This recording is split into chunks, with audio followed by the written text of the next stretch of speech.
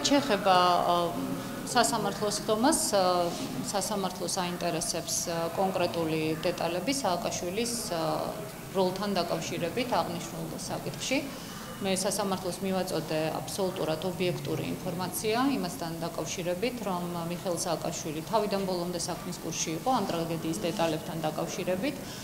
ის რომ პირველ პერიოდში, როდესაც ჩემგან იყო კატეგორიული მოთხოვნა, რომ დამნაშავეები არა მარტო შემსრულებლები, არამედ ორგანიზატორებიც ამ ტრაგედიის დაშლიყვნენ ადეკვატურად პირველ პერიოდში სააკაშვილი გარკვეულწილად ყოფმანობდა ამასთან დაკავშირებით, მაგრამ შემდგომ უკვე მისი თანაგუნდელების უპირველეს ყოვლისა გიგა ბუკერიას, იგივე უგულავას, ლომაიას და სხვების ძალიან დაჟინებული მოთხოვნით და ბატონი რურუას მოთხოვნით სააკაშვილის პოზიცია ძალიან მკვეთრად შეიცვალა, იმიტომ რომ ამ ადამიანების პოზიცია და ბუკერიას პოზიცია იყო, რომ არ შეიძლება თანაგუნდელების გაწირვა, იმიტომ რომ საზოგადოება ამას ითხოვს.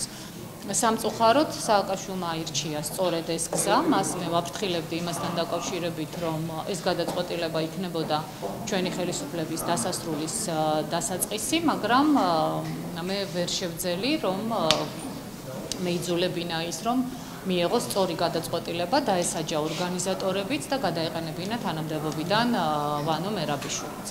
ეს იყო, რაც მე მეტნაკლები დეტალებით, საქმისათვის საჭირო დეტალებით მოვახსენე სასამართლოს. დიახ.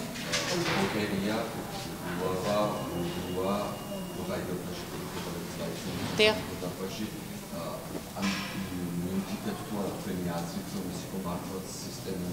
და თუნდაც ჩართული ვარ პრეზიდენტის სააკაშვილის